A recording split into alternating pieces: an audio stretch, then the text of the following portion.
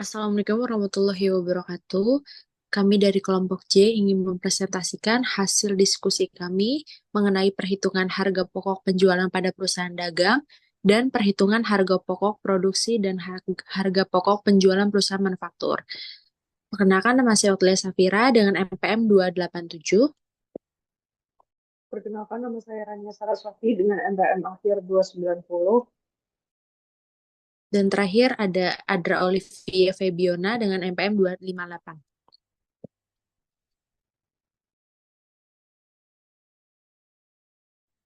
Saya ingin menjelaskan definisi harga pokok penjualan.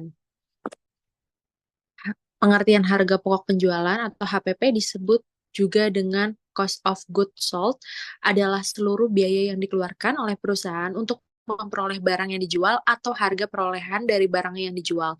Biaya yang termasuk dalam harga pokok penjualan adalah biaya yang berkaitan langsung dengan perolehan atau pembelian barang atau produksi yang akan dijual. Tujuan menghitung HPP adalah mengetahui besarnya biaya yang dikeluarkan dalam produksi barang dan jasa. HPP merupakan salah satu komponen dalam laporan laba rugi. Lalu komponennya yang pertama ada persediaan barang dagang awal, lalu pembelian bersih, dan terakhir persediaan barang dagang akhir. Manfaatnya dapat menghitung laba rugi sebagai alat bantu menentukan realisasi biaya produksi, dan yang terakhir sebagai penentu harga jual barang.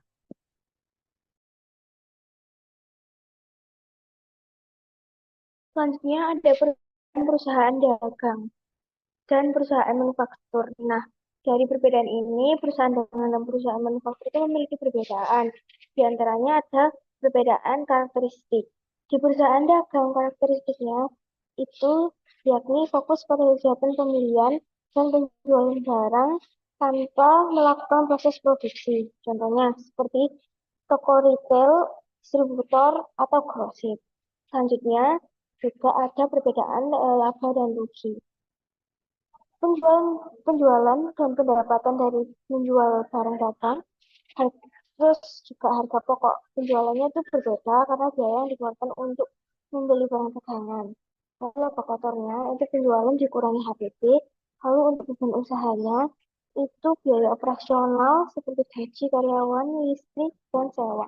Lalu selanjutnya ada laba bersih, yakni laba kotor dikurangi dengan beban usaha. Selanjutnya ada di laporan posisi keuangannya. Kalau di perusahaan dagang, persediaan barang dagang hanya mencakup barang yang dibeli untuk dijual kembali. Selanjutnya, untuk perusahaan manufaktur itu memiliki karakteristik fokus pada kegiatan memproduksi barang jadi dari bahan baku melalui proses produksi. Jadi mereka membeli bahan baku dulu, lalu baru diproduksi, baru setelah itu dijual. Contohnya itu pabrik otomotif, lalu pabrik makanan, dan juga pabrik tekstil. Lalu perbedaan dari laporan laba ruginya, eh, penju- eh, di perusahaan manufaktur itu ada penjualan, yaitu pendapatan dari menjual barang hasil produksi. Lalu ada harga pokok produksi, yaitu biaya untuk memproduksi barang termasuk bahan baku, tenaga kerja, dan juga overhead pabrik. Namun tenaga kerja di sini tenaga kerja yang turun langsung dalam pengerjaan barang yang diproduksi. Lalu ada harga pokok penjualan atau HPP, yaitu biaya barang yang terjual yang berasal dari harga pokok produksi. Lalu ada laba kotor, penjualan yang dikurangi dengan harga pokok penjualan. Lalu ada beban usaha, yaitu biaya operasional seperti pemasaran dan juga distribusi. Lalu baru diperoleh laba bersih, yaitu laba kotor yang sudah dikurangi oleh semua beban usaha yang eh, dilakukan oleh perusahaan. Lalu untuk perbedaan di laporan posisi keuangannya, di perusahaan manufaktur ini ada tiga hal yang tidak ada di perusahaan dagang, yaitu persediaan bahan baku atau raw materials, yaitu bahan mentah yang belum diproses. Lalu persediaan barang dalam proses atau work in process, biasanya disingkat WIP, itu barang yang sedang dalam proses produksi. Sedangkan yang satunya lagi itu persediaan barang jadi atau finished goods, yaitu barang yang sudah selesai diproduksi tetapi belum terjual, cuma siap dijual, cuma belum terjual. Gitu. Berikutnya ada menghitung harga pokok penjualan perusahaan dagang. Nah, bisa dilihat di PPT tersebut itu udah ada soalnya tentang informasi pencatatan saldonya.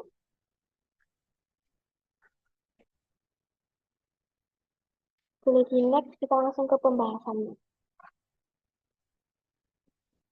Nah, sudah dijelaskan juga di awal tadi kalau rumus harga penjualan atau HPP ini adalah HPP sama dengan persediaan barang dengan awal ditambah pembelian bersih dikurangi persediaan barang akhir. Nah, untuk mencari pembelian bersih ini, itu juga ada rumusnya, yakni pembelian bersih sama dengan pembelian ditambah beban angkut pembelian atau ongkir pembelian, dikurangi dengan rate pembelian, dan juga dikurangi dengan potongan pembelian.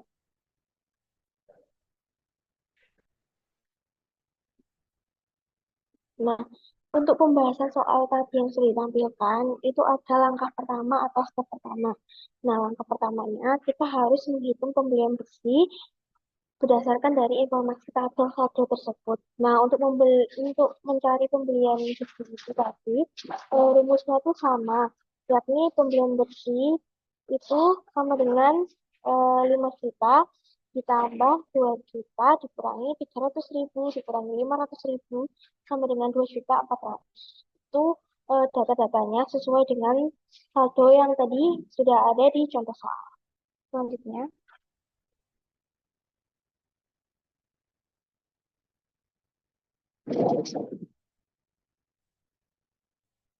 setelah step pertama pembelian bersih itu sudah ketemu, selanjutnya kita menghitung HPP.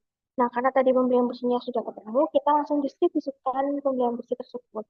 Nah, dengan HPP sama dengan persediaan barang dagangan awalnya tadi 2 juta, ditambah dengan pembelian bersih tadi 2.400.000, dikurangi dengan persediaan barang dagangan akhirnya itu 1.500.000, dan ketemulah harga pokok penjualannya sebesar 2.900.000.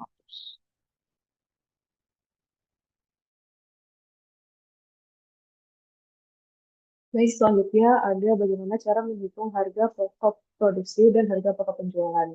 Nah, kalau tadi kan di perusahaan dagang itu, kita langsung aja ngitung HPP atau harga pokok penjualan. Sedangkan kalau di perusahaan manufaktur, kita itu harus menghitung harga pokok produksi terlebih dahulu karena kita melakukan produksi sendiri, bukan beli barang itu dari orang lain. Di sini udah ada contoh soal mengenai perusahaan manufaktur sudah disediakan data-data persediaan dan data lainnya yang akan digunakan dalam perhitungan. Jadi step pertama itu menghitung biaya bahan baku. Jadi di sini persediaan awal bahan baku itu bakal dijumlahkan dengan pembelian bahan baku bersih. Artinya pembelian bahan baku itu sudah dihitung dengan ongkirnya dan juga potongan pembeliannya. Lalu eh, jika sudah ditambahkan dengan pembelian bahan baku bersih, maka bahan baku yang siap digunakan itu akan dikurangi dengan persediaan akhir bahan baku sehingga akan ditemukan pemakaian bahan baku, biaya pemakaian bahan baku sebesar 4.540.000. Lalu setelah kita menghitung biaya bahan baku, kita akan menghitung biaya produksi. Di sini pemakaian bahan baku tadi sejumlah 4.540.000 akan ditambahkan dengan gaji karyawan bagian produksi dan juga akan ditambah dengan biaya overhead perusahaan, yaitu biaya yang tidak langsung berkontribusi dalam pembikinan produk seperti bahan penolong, gaji manajer, biaya listrik, dan biaya lain-lainnya. Dan di soal tersebut, total biaya overhead pabriknya adalah 2.940.000. Sehingga ketika dijumlahkan antara pemakaian bahan baku, gaji karyawan langsung, dan juga biaya overhead akan ditemukan biaya produksi yaitu sebesar 15.480.000. Lalu untuk step 3, menghitung harga pokok produksi. Nah, hasil dari 15.480 diambil dari B produksi sebelumnya pada step 2, lalu ditambahkan oleh barang dalam proses awal dari data persediaan sebelumnya 540.000, lalu dikurangkan 350.000 barang dalam proses akhir. Maka totalnya 15.670. Lalu step 4, menghitung harga pokok penjualan.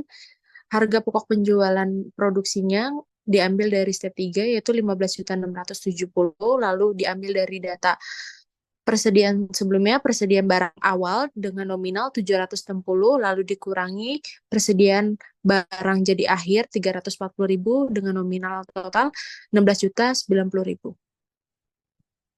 Demikian presentasi kami. Terima kasih, mohon maaf. Wassalamualaikum warahmatullahi wabarakatuh.